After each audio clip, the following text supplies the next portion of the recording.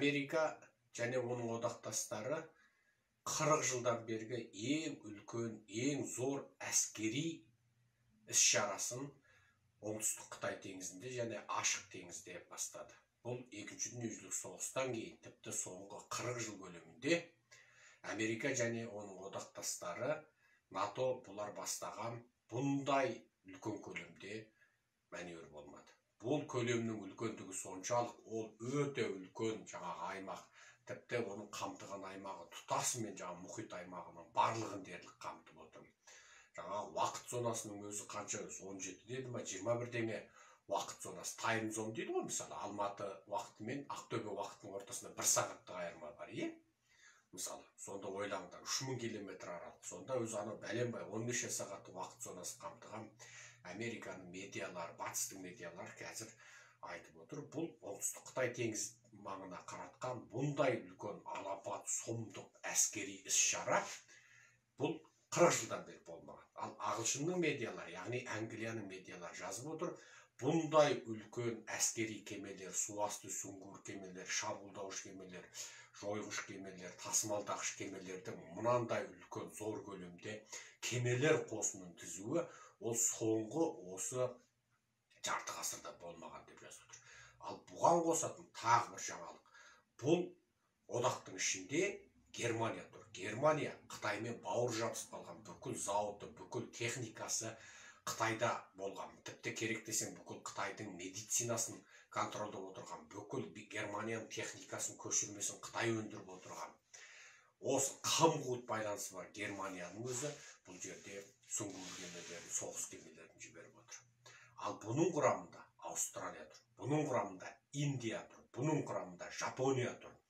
Енді осының барлығы бірігіп, оңтүстік Қытай теңізі алабында үлкен әскери іс-шараларды ұйымдастыру соңғы 40 жылда, тіпті кейбір елдер үшін соңғы 50 жылда болмаған үлкен оқиға. Ал бұндай үлкен зор қаржы кететін, мұндай үлкен зор одақтасып отыр, 1000 мәрте келіссөз өткізіп, сен былай жүресің, сен деп осыншама үлкен одақтасып отыр, бұндай әскери іс-шара өткізу адамзат тарихында соңғы жарты ғасырда болмаған екен.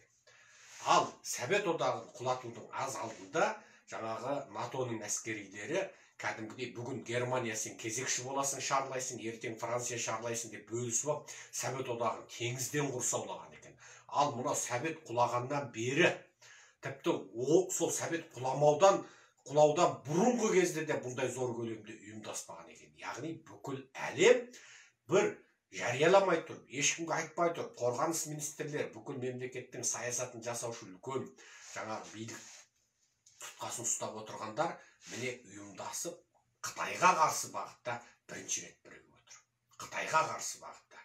Бұл аса үлкен жағымды жаңалық. Яғни Қытай әлемдік қауымдастықтан жалғыз қалды, ауаша қалды, қазақ айтатын көмусіз қалды. Қытай компартиясы, Қытай билігі енді осындай үлкен әскери іс-шараның алдында неге Қытайда қандай да бір оқиғаға байланысты болып тұрма? Бұл ендеше мен сіздерге айтатын екінші жаңалығым. Осыдан бұрынғы саяси ақпараттық шолуларымда Бейдайхыда, яғни Мау заманынан басталған Дэн Сяопин жалғастырған Қытайдың аса үлкен саяси жиналысы болып отыр. Бейдайхы жиналысы дейді.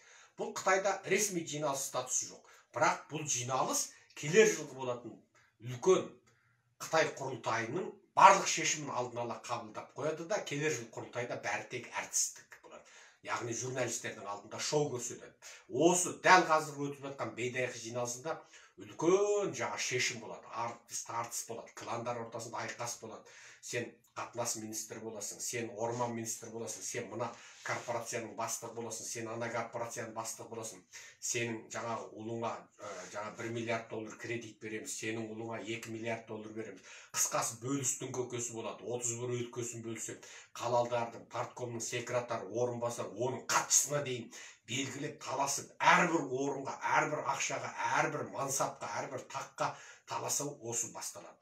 Енді Бейдайхыда жиналыс болды деп Қытайдың ресми ақпараты айтпай отыр.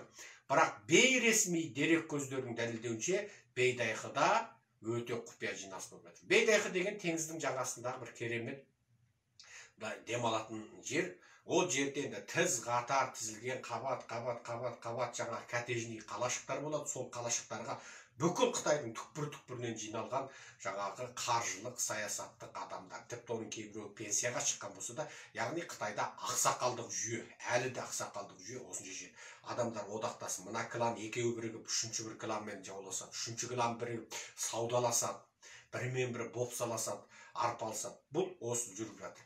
Дәл осы Бейдайхы жиналысы кезінде батыстың мынандай үлкен әскери іс-шараны өткізуі, яғни Қытайдың ішкі жағындағы коммунистерге сендер Си Цзиньпинді келер жылы орнынан алмасаңдар, сендерді отандарыңды өздеріңді қосып құртамыз деген батыстың сигналы деп білуге болады.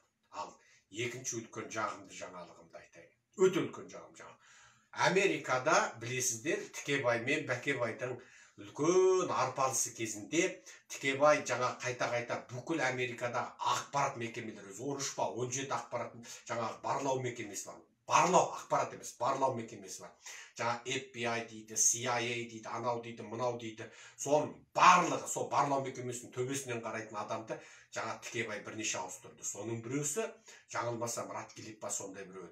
Оған сен маған жаңағы бір аптаның ішінде бәлен күнде жаңағы мынау Қытайдың коронавирусы туралы сол Ухан жаңағы лабораториясынан шықты ма шықпады ма, Ухан зертханасынан коронавирус шықты ма шықпады ма анықтап берді, тапсырма береді. Ол айтады, мен оған жаңа үлгіртпеймін деп ашығын айтты.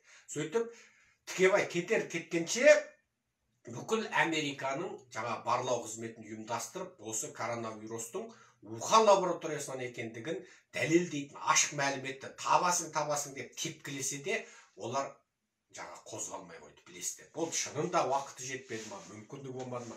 Жоқ, олардың барлығы Тікебайды құлады. О жағын біз білмейміз. Ол туралы ләм-мим ештеңе айта алмаймыз. Бірақ Тікебайдың кезінде анықталмады. Енді сол өткенде Бәкебай, қазіргі ақсақал, 3 айдың ішінде анықтап шығасыңдар деп тапсырма берді. Неге? Демократтар партиясында, республикашылар партиясында жаңағы өздерінің жиналыстарының барлығында. Екі партия осы коронавирус мәселесінде барлық нәрседе олар таласады, бірақ коронавирус мәселесінде олардың көзқарасы